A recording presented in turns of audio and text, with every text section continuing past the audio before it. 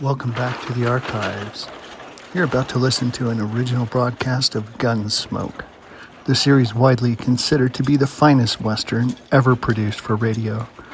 Unlike the polished TV version that followed, these radio plays from the 1950s are gritty, realistic, and often darker in tone. Listen closely to the sound design, known as the pattern, which revolutionized how radio drama was produced. Here is William Conrad as U.S. Marshal Matt Dillon.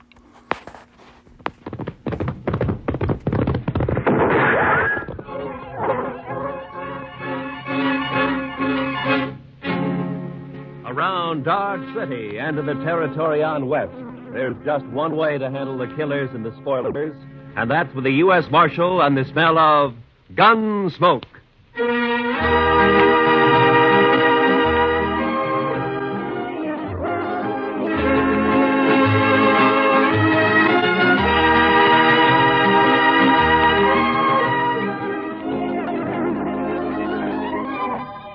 Gunsmoke, starring William Conrad. The story of the violence that moved west with young America. The story of a man who moved with it. Matt Dillon, United States Marshal.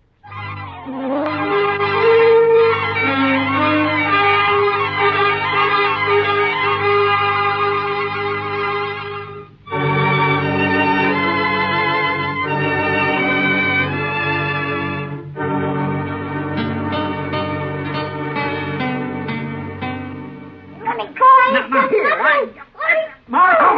Let me go! Well, what have you got there, Chester? Half bug, half kid, Mr. Dillon. I'll smack you flat on the Hold way. it now. You don't stop that kid. Now, hold it. You want me to take a strap to you? Now, hold it. You'd best lock him up somewhere, Mr. Dillon. It's safer that way. All right, Chester, just calm down. Now, you come over here, son. Sit down. Come on. Look out, Mr. Dillon. He's got hold of your gun. Okay.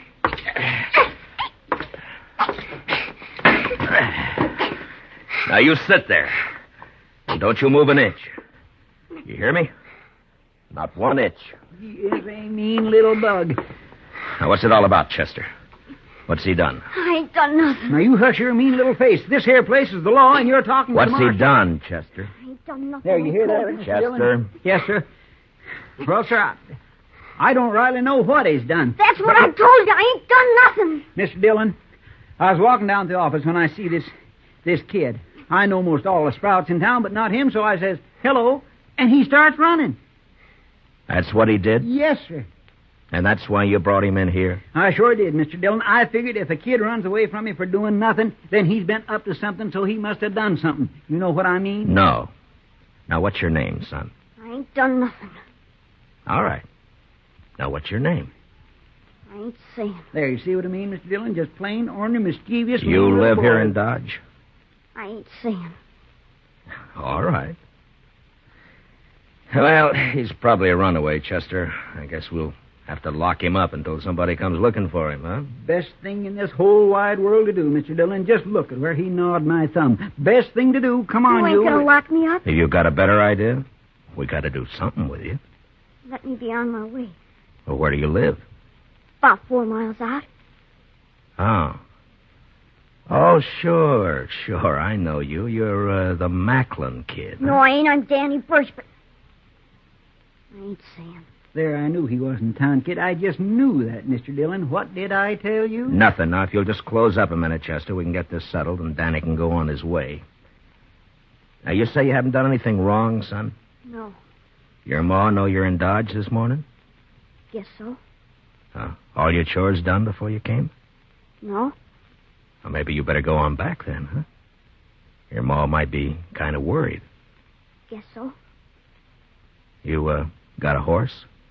Yeah. Okay. So long. And take it easy. I can go now? Sure. Go ahead, Danny. You're Marshal Dillon, ain't you? Yeah, that's right. Well, I guess I come to Dodge to fetch you. My sister sent me. Oh?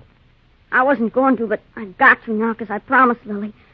She made me swear on Rattler's buttons, and I figured if I didn't see you, I wouldn't be telling no lie if I told her you wasn't around. But now I seen you. No, hold on. Your sister wants me to come out with you to your place, is that it? Yeah. Why? On account of Pa. None of us gives a hoot excepting Sister Lily, and she's just acting like a girl. Well, what's happened to your pa? He's gone off again, shooting up the cattle. Thing is, he took 2 guns with him this time and a whole mess of bullets. Lily's just scared. Your pa been drinking a little, maybe? Yes. Anyhow, he goes loco and stays that way for a long while. But it's like Dave and Donald say. He'll get over it. He always does. They're my brothers, Dave and Donald. They ain't worrying. Uh-huh. Hey, you want me to go out with you to help find him. Is that it? I don't want it. Lily does. And I just swear on rattler buttons that I'd fetch you. Oh, yeah, sure. Well, it's good that you did. Chester, get your stuff, will you? We'll ride out with Danny.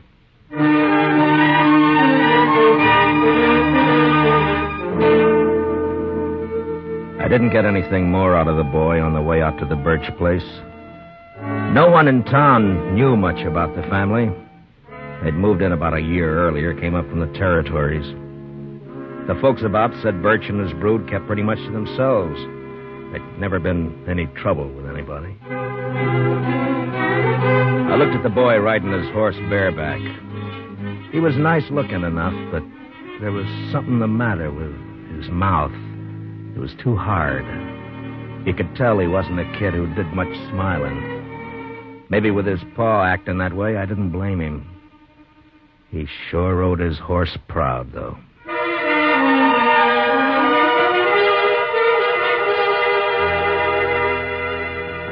It was hot and dry, and by the time we were inside of the Birch place, the sun was burning down hard.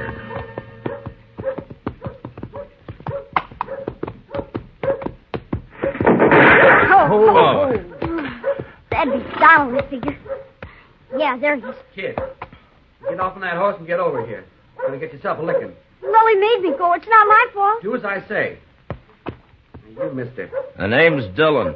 I'm the U.S. Marshal out of Dodge. Your brother asked me to come out and help. Don't need no help. Shut up, Ham. Nothing to help with. Danny, you heard. Put the horse away and get in the house. You ain't giving me no licking. Put up your gun. I'm coming over to talk.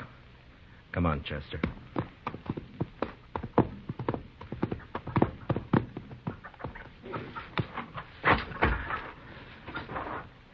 It's against the law to shoot a man in cold blood. You know that? Shucks, I wasn't aiming at you. I was aiming at a rabbit up in the rise there. Your horse had scared it away. Mm-hmm. Well, now, what about your paw? What about him? Have you found him? Shucks, he don't need to be found. He'll come back when he's good and ready. Pa's off hunting. That's not what your brother says.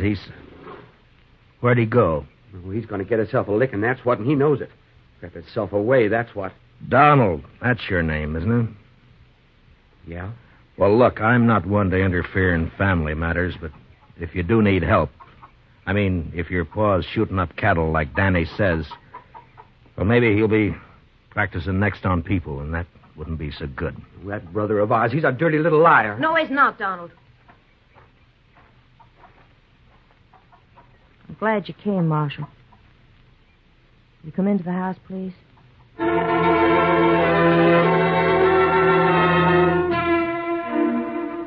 Chester and I followed the girl into the house. I knew it was the sister Lily. All the family I'd seen up to then had a great likeness to each other. Donald slouched in behind us and moved around the room nervous-like. It wasn't by rights a house, and it was too big for a cabin. I had the feeling that they'd put up boards and studs where the fancy took them, and the place just grew another room like a lizard's new tail. I don't know what it was, but I got a funny feeling. It was too hot, and something was wrong. All wrong. And the girl Lily looked square at me with hard eyes. Donald. Huh? Sit down. You make me nervous. Oh, sure. Marshal Dillon, I want you to help us find Paul. Oh, Lily, Dave's going to be awful mad. Somebody's got to do something around here. Did your pa take a horse? No, Oh, where do you think he went, Miss Lily? I don't know. Maybe up to Horse Flat. Maybe over by Gorman's Creek. Creek's all dried up. There's going to be no water in there. Did he take a water skin with him? Uh-uh. No, he didn't. Kind of bad wandering around without no water. When did he leave? Yesterday morning. Heard a couple of shots along about noon. Dave found a calf laying dead over in the North Range. You can see it there through the window. Haven't had time to bring it in yet. Was he drunk? Sure. Drunk as you can get. Weren't you, Lily? I'm afeard for him, Marshal Dillon. Yeah, I understand. Well, it makes good sense you sent for me. Well, I'll try and find him and bring him back. Well, I ain't gonna do no such thing.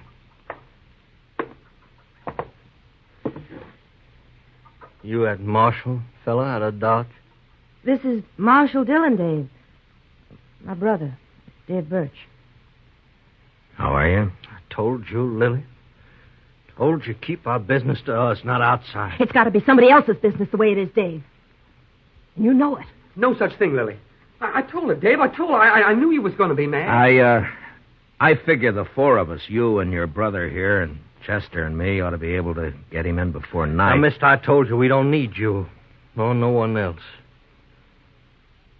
I'll be obliged you get off this property. Dave! Shut up, Lily. I'll see you and your fellow there to the door, Marshal. I'm sorry, but if your pa's running around dangerous, it's my duty to find him. Donald. I got him. Get up slow, Marshal. And you, fella, reach up high. Okay, Dave. Take the guns.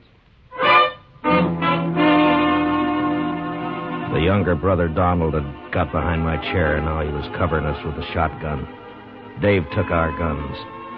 It was kind of crazy, and I almost wanted to laugh when I saw the kid, Danny, peeking in around the door. But then I saw his eyes, and there was the same thing in them. Hard, angry, as in the others. The girl started to say something. Then she shut up. Now get on your horses and ride back. And I don't want you out here again. This ain't no matter for the law, and you're trespassing. You're making it a matter for the law right now. You know that. Start walking. Them guns is U.S. property. Okay. I ain't no thief.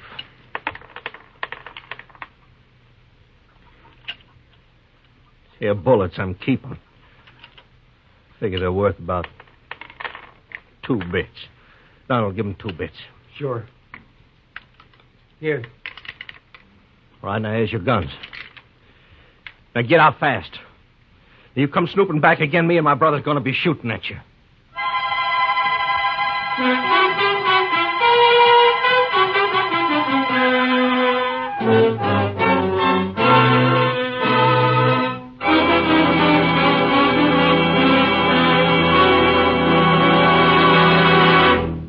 We will return for the second act of Gunsmoke in just a moment. But first, for centuries, arthritis and rheumatism have plagued mankind.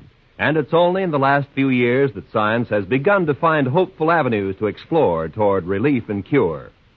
The Arthritis and Rheumatism Foundation, established in 1948, holds a yearly drive to obtain funds for yet more concentrated research. A contribution to this year's drive, sent simply Arthritis, in care of your local postmaster, will help this fine work to continue for the eventual benefit of everyone. And now for the second act of Gunsmoke.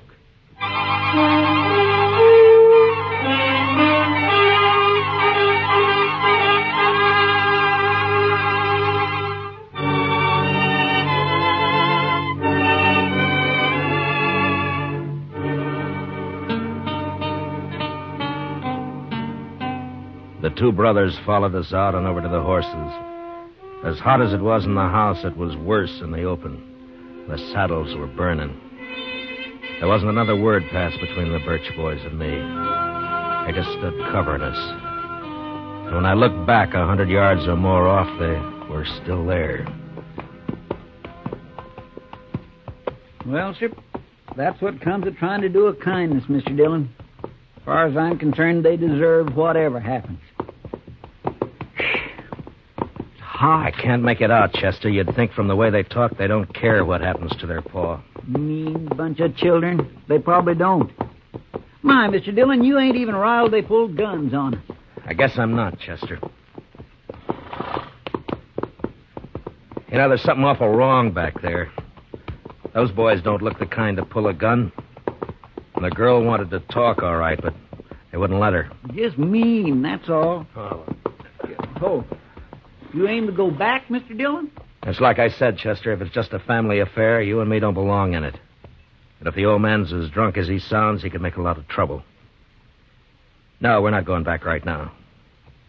We're going to have a look around this country for a spell.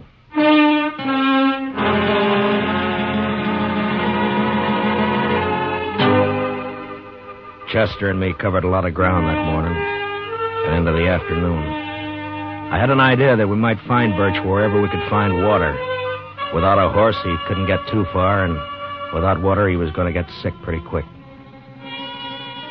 We rode over by Gorman's Creek and then up to Horse Flats, and there was nothing. Along about 2 in the afternoon, Chester spotted a carcass lying off the trail.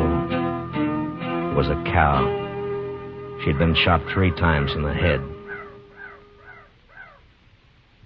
Could have happened this morning or yesterday. Uh-huh. Hard to tell in this weather. Oh. Well, the ground's too dry to pick up a track. Might as well take a chance and go over to the hills. Yeah, might be water there. Boy, I could do with some right this very minute. Oh,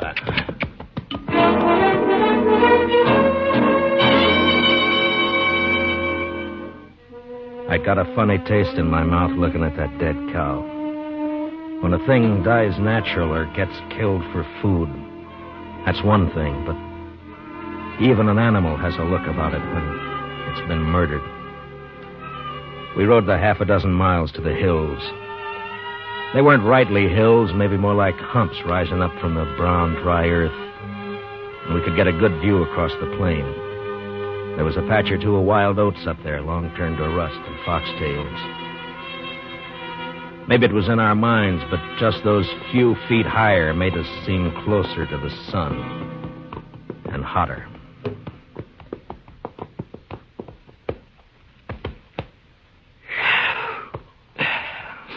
You ought to be able to see if he's out there anywhere. Mr. Dillon, he'd be dead if he was.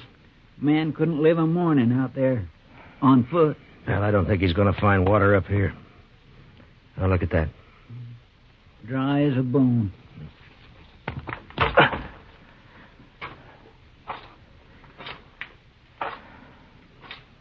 You see something, Mr. Dillon? Yeah, tracks, I think.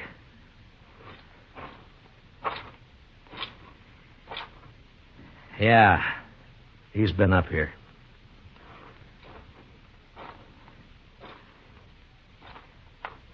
It went down again, though.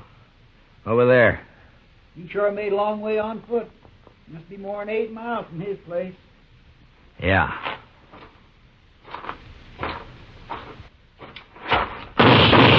Oh, you darn fool.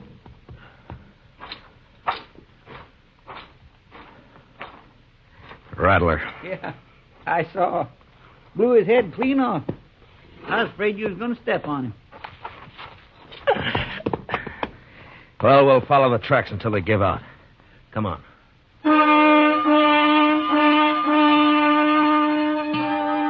Those tracks kept going in and around the hills. In a couple of places we saw where they'd stopped by a dry water hole and went on. And then as the hill sloped down to the plain again, we lost them. But the direction seemed to be headed back to the Birch place. That's the way we rode. We hadn't gone more than 15 minutes along when we saw the body of a man and a horse some few feet away. They were both dead.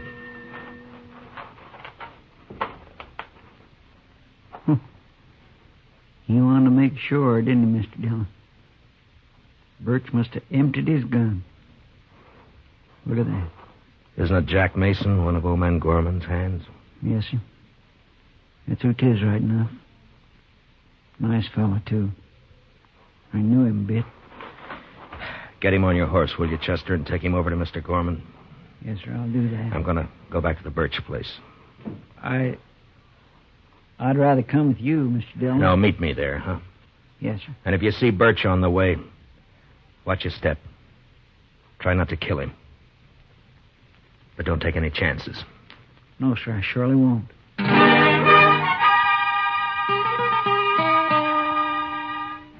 There was killing now, and I wasn't in the mood to talk gentle and kind with the sons and girl at the house. It was the boy Danny that saw me first. He was sitting on the doorstep. He ran inside. And a second later, I saw Dave come out with a shotgun. I didn't give him a chance to make up his mind. Dave! What did you my brother do? What happened to Shut him? up, kid. Get inside. Hang on. Your arms. Get inside now, you hear me? I'm sorry, but I'm not arguing with you anymore. Where's your paw?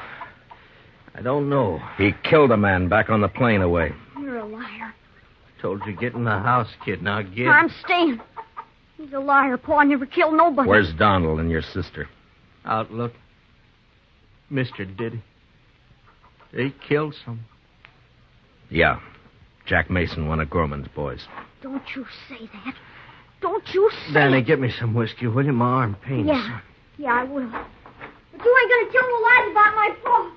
You tell me quick, Dave. Where do you think he is? Donald Hurst shot up Horse Flats when they've gone up there. And he must have doubled back from the hills. Listen, you told the boy to ride into town and fetch the doc out here. He'll take care of that arm. Okay. When my deputy rides in, Chester Proudfoot, tell him where I've gone, will you? Sure. Marshal. Yeah. Marshal, you gonna kill our Paul? I don't want to. Not if I can help it.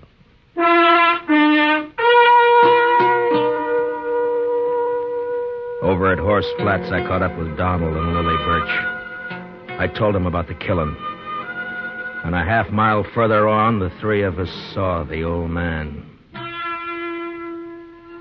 He was crouched down on his haunches by a parched water hole, stripped naked. He was crying. It was a bad sound. And when I saw his eyes, I knew he wasn't drunk. There was no sign of his guns or his clothes. Come on, Pa. It's okay. It's Donald. You're okay, Pa. Come on, hon. Come on, Pa, please. I knew it would happen like this. Someday. I knew it would. Boys figured it'd be shame on us all. Word got out Pa had spells. Your brothers were wrong. Pa, please, will you? Pa. It was all right till after Ma died. And he started to act this way. That's why we had to leave our last place. People found out. Try to keep him home, but it weren't no good. Give your old Pa a sup of water. Your Pa's thirsty now. Come on, Pa. Get up. We're going to bed. Funny. Pa never took a drink in his life. We always said he was drunk when he carried on like this. Oh, People could figure a man drunk. I'm sorry, Miss Lily, but help me now. I'm going to have to take him in. Help me now. I got to. What'll they do to him? I don't know. But he's done murder. It's my job to take him in. They'll hang him. I don't know. Maybe not. I don't know. Son, where's your brother? He didn't want to let you come out here alone. You're too young now. Where's your Ma? She ought to know better now. Miss Lily, come over here. Oh, no, son. Now, I want you to listen to me. It's not my business, but will you let me give you some advice? Miss Lily? Huh? Now, you sell this place. I'll see what I can do to help. And you and your brothers go somewhere else and start afresh. You can get a good price for your land. You do that. It's best. Yeah. We'll go. I'm not saying you've got to. I'm saying it'll be better. It'll be better for the kid. He's seen too much of this. It's not good. You got to teach him to smile again. Act like a kid again. You understand? You understand? Sure. I understand. Okay. I'll be taking him along now. We'll stop off at your place with some clothes. All right.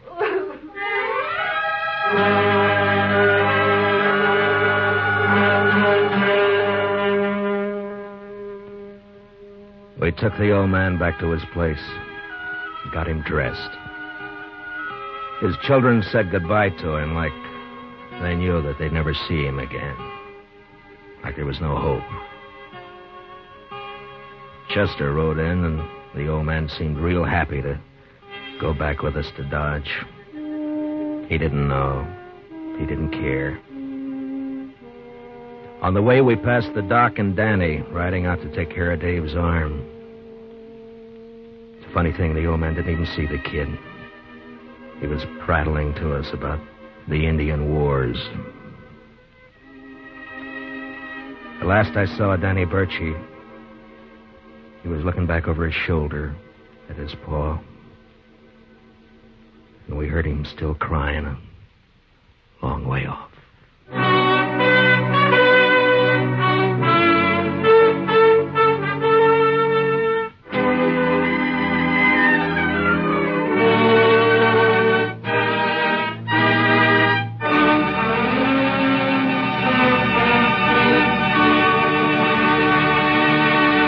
Gunsmoke, under the direction of Norman MacDonald, stars William Conrad as Matt Dillon, U.S. Marshal. Tonight's story was specially written for Gunsmoke by Anthony Ellis, with music composed and conducted by Rex Corey. Featured in the cast were Richard Beals as Danny and Michael Ann Barrett as Lily, with Lee Millar, John Boehner, and Lawrence Dobkin. Parley Bear is Chester. Gunsmoke is heard by our troops overseas through the worldwide facilities of the Armed Forces Radio Service. Join us again next week as Matt Dillon, U.S. Marshal, fights to bring law and order out of the wild violence of the West in Gunsmoke.